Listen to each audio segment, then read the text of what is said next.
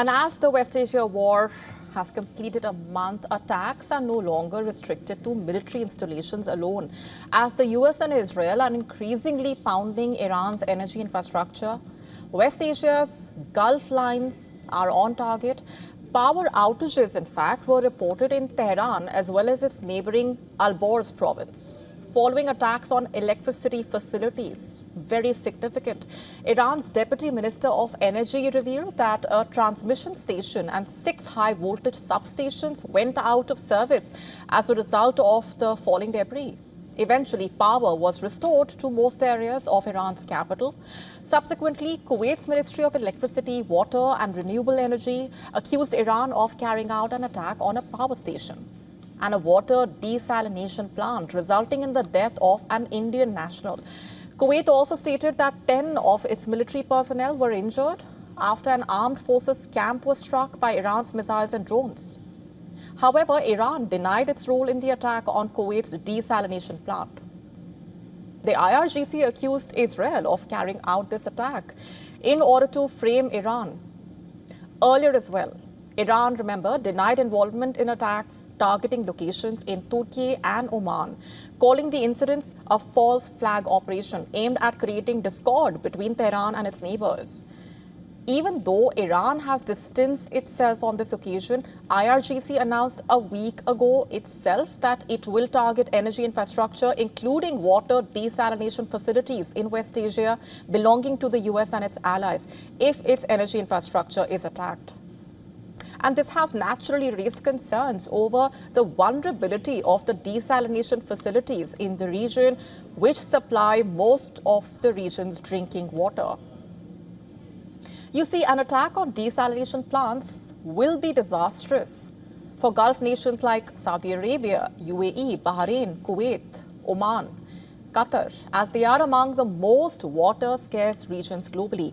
These countries produce roughly 40% of the world's entire desalinated water and operate more than 400 plants along their coastlines.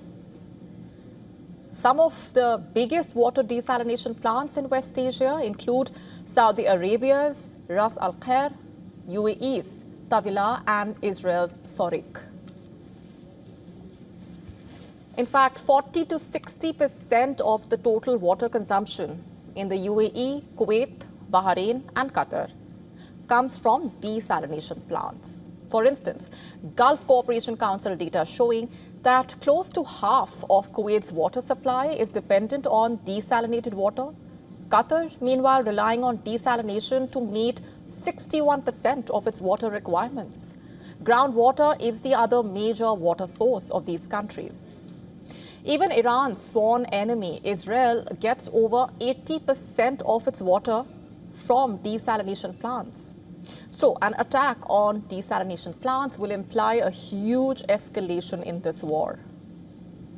Meanwhile, the retaliation of Iran and its allied groups continued. Iraq's Mohammed Allah Air Base, located beside the Baghdad International Airport, was hit by rockets in the early hours of Monday. Visuals showed a fire on the tarmac. Iran, though, continues to justify its retaliatory attacks on Gulf nations, citing that the US is using military bases in those countries to launch attacks on its soil, it claims. Listen to this. America is continuously using its military bases in our neighboring countries. The news published lately about US airplanes being damaged in military bases in neighboring countries clearly shows that their land is being used, with or without their consent, by the aggressors against Iran. Therefore, what Iran is doing is defending itself, and it's not considered attacking regional countries. And with Trump's latest warning, the situation in the region has turned even more volatile. Lawmakers in India's Telangana passed a bill that would slash salaries of employees not taking proper care of their elderly parents. The bill is basically aimed at ensuring dignity for senior citizens.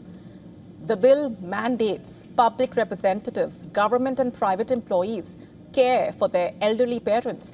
If employees fail to comply with the new law, then 15% of the salary or 10,000 rupees, whichever is lower, would be payable to the parents. The law also mandates accountability for ensuring essential aspects of elderly welfare like healthcare, housing, financial security. The bill's provisions also addressing instances of neglect and establishing mechanisms that enable the authorities to intervene and enforce compliance where necessary. It also empowers parents with the right to seek maintenance from their children and provides a formal grievance redressal mechanism. In fact, the state chief minister said the new law would go beyond the contours of the existing national law, the Maintenance and Welfare of Parents and Senior Citizens Act 2007. He also said that it is unfortunate that the state has to enact such legislation. Flying within India will get more passenger-friendly from the 20th of April. The DGCA has mandated that airlines must make at least 60% of seats on every flight available without any extra charge. This move basically comes after the Ministry of Civil Aviation intervened amid the rising complaints over high seat selection fees.